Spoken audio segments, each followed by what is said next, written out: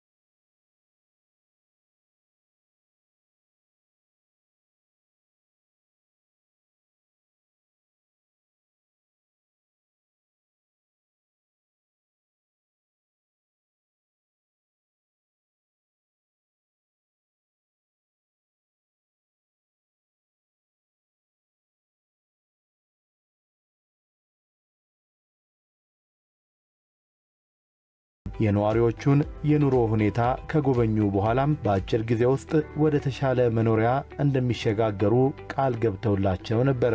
ዋስገባለህ ከዚህ ላይ መዘፍዘፊያ እንደቀናል ስተኙስ ስንሰኛ ደግሞ አንድ ላይ ተነስተን እዛኛው ቤት ሄደን ትንሽ ያኛው ይሻላል ከዚህ ነው ደግሞ እንሰራለን። እስከዛ መጠለያ ይሰጧቸዋል። ማረፊያ ካገኘን ለውጥ ማን ይጠራል? እግዚአብሔር ያስተካክል። ምን ያህል ኖሩ እዚህ? እኔ ቀኑንም ባላውቀውም ቆይተናል። ስንት ዓመት ይሆናል? አላውቅም። በ98 ይሆን በ90 ብቻ 90ዎች ቤት ውስጥ ነው። 98 አካባቢ ይመስለኛል። 97 ምርጫ ነበረ። ከዛ በኋላ ይሄ ተሰርቶ እንድትሰጥ እንደመጠለያ ነው ያንተ እንደመጠለያ ለጊዜው ተብሎ ተሰጠን። ከዛ በኋላ ተረሳ በዛ ነገ ዛሬ ሲባል ተረሳ። አይዞች በቃ አሁን የተሻለ እንሰራለን። እግዚአብሔር እንግዲህ እስከዛ ድረስ ይፈርሳል መጠለያ ያሳምረው መጨረሻውን ያሳምረው። እናንተንም እግዚአብሔር ይርዳችሁ፣ ሁላችንም እግዚአብሔር ይርዳን። ሀገራችን ሰላም ትሆንልን። ምንም በላይ እሱ ነው። እሺ ማይ ሰላም ወደ አሜን። እናቴ እንዴት አሉ? አለ ደህና። ስንት ቤተሰብ አለው? አራት ይሄው እንዲያለ ቀዳዳ ያፈሳል ቤቱ እንዲያለ ነው። ይሄው አራት ቤተሰብ በደንብ ማስተናገድ ትችላለች ማለት ነው። እንኳን የአንድ ሰው ሙካዬ የኔም ራሱ አይመችም። እንሰራለን። አሁን ለመስራት ነው የመጣነው። በዚህ ክረምት ከምንሰራው አዳዲስ ቤቶች ውስጥ የእናንተን ቤት መቀየር ስለሆነ አይዟችሁ በርቱ። እሺ እድሜ እናንተ አላህ ያቆያችሁ፣ አላህ ያስቀምጣችሁ። እኛም አላህ ደግሞ ከዚህ የተሻለ አላህ ይስጠን፣ እድሜ ይስጠን። በአዲስ አበባ ከተማ ከሀገራዊ ለውጡ በኋላ ባህል እየሆነ በመጣው የበጎ ፈቃድ አገልግሎት የበርካታ ነዋሪዎች የኑሮ ጫና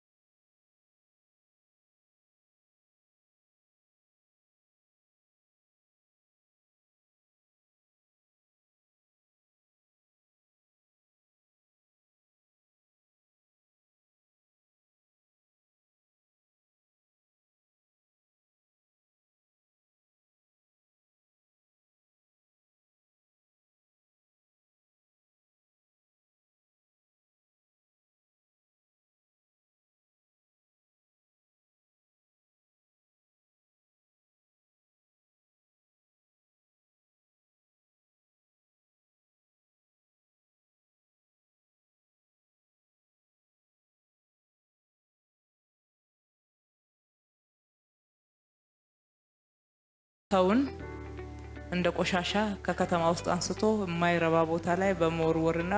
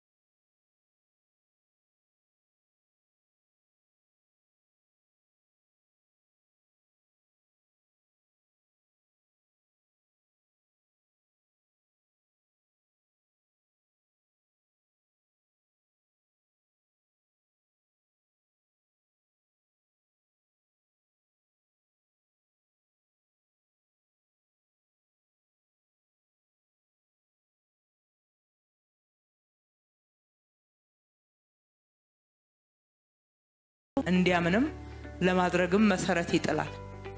እንግዲህ ወደፊት እንደዚህ አይነት እንደኖራችሁበት ሁኔታ በልማት ምክንያት ነዋሪዎቻችንን የሚያኖር አጋጣሚ አይኖርም ብለን እናምናለን። ቢያንስ በምንመራው ዘመን ይህንን አናደርግም። እዚህ ስፍራ ላይ 140 ቤት ነው የተገነባው በሁለቱ ህንፃዎች። 117ቱን ዛሬ እዚህ በፊት ለፊት ጣውተንላችኋል። እንደየ ችግራችሁ ሁኔታ በወለል ለይተን 23ቱ ያክል ደግሞ የልማት ተነሺዎች አሉ ከአራዳ አካባቢ በውሳኔ የሚገቡበት ነው የሚሆነው። በግልጽ ነው የምናስተላልፈውን፣ በግልጽ ነው የምንሰራውን፣ በግልጽ ነው። ማህበራዊ ፍትህን ለማንገስ የምንሰራው ስራ ህዝባችን እንዲያቀው የበለጠ እንዲተማመን ሁላችንም በየደረጃው ከወረዳ ጀምረን ስንሰራ ግልጽነት ህዝቡ በሚያምንበት አሰራርም ጭምር መመራት አስፈላጊ እንደሆነም ጭምር ለማሳየት ነው።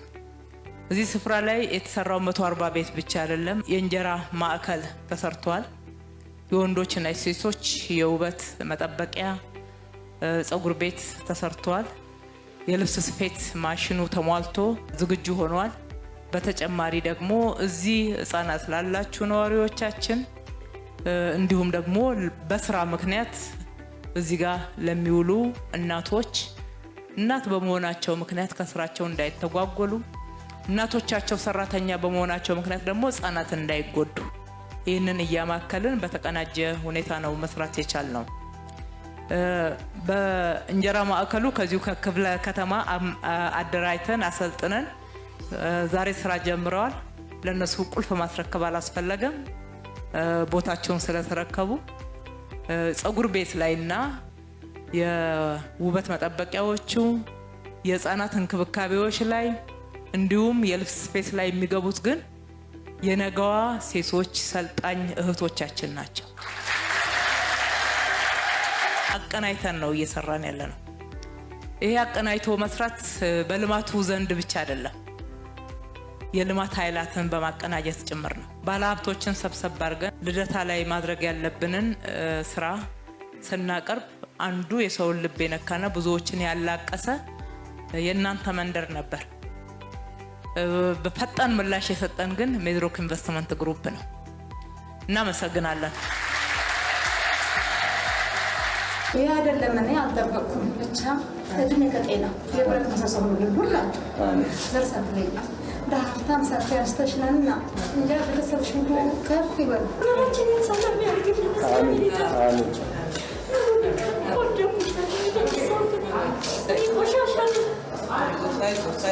ዛሬ ደስታ ነው ያልኩሽ።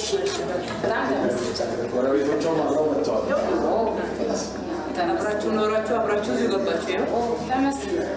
እናንተ ይስጥልን፣ ቆዩልን። አሜን። መስገን እንዴት አሉ?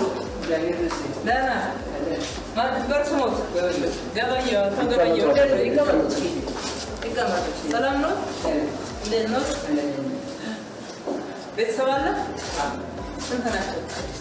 እውነት ባለቤት ሳለ እውነት ላይ ብሎሽ አይቶ ልጆች አሉ? ልጆች ናቸው እነሱ? ያው ከሰፊ ቤት አለ። ከለውጡ ማግስት ጀምሮ ከመሪዎቻችን የቀረቡልን ሰው ተኮር ልማት ጥሪዎች ተቀብለን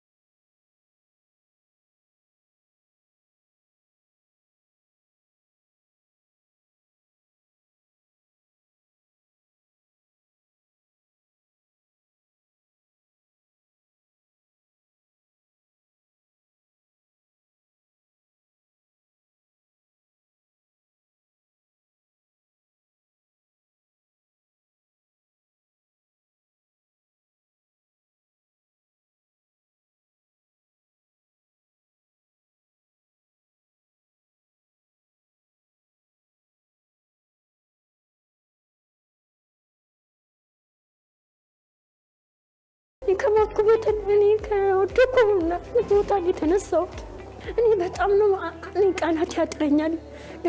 ለሁሉም ቃላት ያጥረኛል። ምስጋና ለእግዚአብሔር ራሱ በጣም ነው ቃላት የሚያጥረኝ። እኔ ቃላት ነው የሚያጥረኝ። እኔ ለምን እንደዚህ ነው መመስከር አልችልም። እኔ ቃላት ያጥረኛል በጣም። ዘመናቸው ይባረክ፣ ዘመናቸው ይባረክ። መንግስታችንን ሰላም ከበላይም ከበታችም ያላችሁ ዘመን ይባረክ ብዬ ነው የምለምነው። ነው ህይወታችን ተለወጠ። የት እንደርሳለን በማለት 19 ዓመት ልጆች ወልደን አድርሰንበታል። አሁን ደግሞ እዚህ መጣን። ደስታ ነው የሚሰማኝ እኔ በራሴ ማለት ነው። ከተማው ለዚህ ላበቃን በስንት ልፋት ለዚህ ላበቃን ምስጋናዬን አቀርባለሁ። ከዛ ስቃይ አውጥቶ ይሄን የመሰለ ህንፃ ሰጠን። ደስታ ነው የሚሰማኝ እኔ።